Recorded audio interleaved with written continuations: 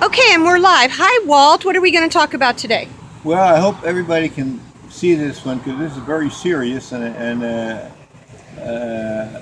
I tossed all night last night after watching a show on the Dust Bowl. Go back to 1936. My father said to me, I was 7 years old at the time, come outside, I want to show you something.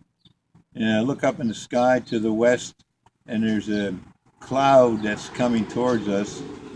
It's a yellowish cloud of dust blowing from Texas, Oklahoma, and Kansas all the way to the East Coast from the Dust Bowl. What does it have to do with now? It has to do with everything now. We're forming another Dust Bowl right now up in the Red River Valley of the North. I went to get a teacher's job up there, and I got there just in time for the orientation. And the superintendent said, "Any new teacher here don't have plans for a life job here because Standard Oil has purchased over 600,000 acres. They're cutting down the hedgerows. They're burning down the homesteads, and there won't be kids here because there won't be any homestead for the family." Standard Oil is destroying everything Roosevelt attempted to do and did do for the Dust Bowl, where with conservation, he set up a conservation program. He formed the WPA and the CCCs, and they saved our country. Some people look upon FDR as practically as if he were Christ-like. He took unemployed people and put them to work and gave them dignity with the WPA. The WPA not only did physical labor, they wrote some of the best history books of the country, the Federal Writers Project they called it. Some of the best murals throughout the country are in libraries that were painted by the WPA. They built schools throughout the country. They built stadiums throughout the country, which are still being used today. The WPA is needed right now. We don't have to have young people selling drugs to make a living. We could put them to work establishing tertiary treatment plants at every city in the country to clean up our water supply. Our waters are becoming depleted of oxygen because of the nutrients that are being poured in every time we flush the 300 million flushes that get flushed into the Mississippi every night.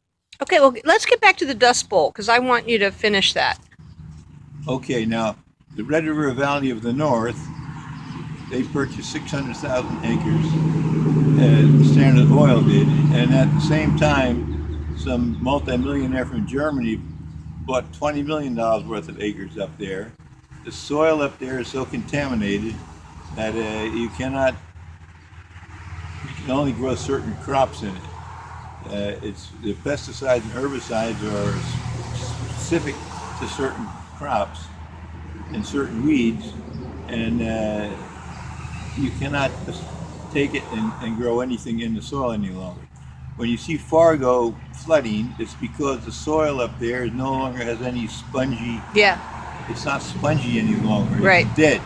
The bacteria in the soil are dead, and that's why Fargo floods every 5-6 years. The sponginess of the soil no longer absorbs the moisture, and it's forming a dust bowl up there as we speak.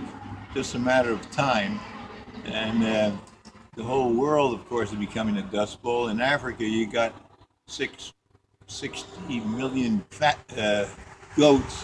Goats also form a dust bowl. Why? Why do goats form a dust bowl? Okay, if you put a beef on land, it eats the top of the grass. Oh, the goats eat the roots. So do sheep.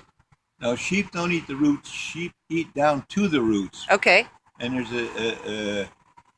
you go from cows to sheep and then to goats. And then once the goats come, then you form the desert, and now you're in real trouble. Uh-oh. Poor goats. It doesn't rejuvenate. Okay. And, I don't want to be anti-goat here. Well, goats are a problem. Okay. If you don't provide enough pasture for them, they will eat the trees. They will eat the bark off the trees. They'll eat Wow. the roots, Okay. and you form a desert that way. It's a sequence of events that, beef are fine. They can be raised on soil that you couldn't, normally use other crops on Right. hillsides and whatever. And regular crops will also form a desert, and which is probably happening in the far west also, not only in the Red River Valley, because row crops, unless you have conservation practices, which Roosevelt established back during the 30s, those practices are now being ignored by the big corporate farms. They are just looking for profit today, and they don't look for the future like the family farm used to. We don't have family farms left anymore. Right, it's true. The family farm always had a diversified, and were basically the first organic crop farmers that people, that we talk about now, and they never thought about it. Okay, so get back to the problem. Educate people about what's wrong with the Dust Bowl. What happens when you have a Dust Bowl? Okay, what happened with the Dust Bowl? All the grasses, the original native grasses, were plowed up, Mm-hmm. and No, not. I think people know what a Dust Bowl is. It's like, why is it going to be a problem? What is the Dust Bowl going to cause in the environment? Because we're doing the same thing as we did back in the 20s and the early 30s. We're plowing up and just putting in monoculture, and Standard Oil is just putting in wheat, and they're doing away with the hedgerows. They're doing away with conservation practices, Mm-hmm. and this will form another Dust Bowl. It's around the corner for our grandkids. Right. But what I was getting at is, when it forms a Dust Bowl, how does that affect the environment? What do you have when you have a Dust Bowl? Well, you're making a desert of our whole planet, and Yep. there's a whole book on the desertification of the planet. And And you open yourself up to flooding, right? flooding, Right, okay. and So it's lots of problems. and alteration of the climate. Everything is affected by a Dust Bowl. But to think, when I was 7 years old, I could look up and see dust blowing from Texas, Oklahoma, and Kansas into New Jersey. That hit me, because I love nature. I was always down in the woods, and hear the dust is blowing from the far west into New Jersey. My God! And so day one, I started becoming sensitive to it. Then I started watching the dimming of the sun as particulate matter from smokestacks and whatever went into our atmosphere, and we started losing sunlight. And it also reflected the sun, which causes the heating, the greenhouse effect. Mm-hmm. But anyway, we are forming a Dust Bowl up there now, and then Standard Oil, who executives are probably in some office in Chicago or New York, have no understanding what they're doing. It's profit today, and that's all they're concerned about. And of course, they might be doing fracking up there before it's all over.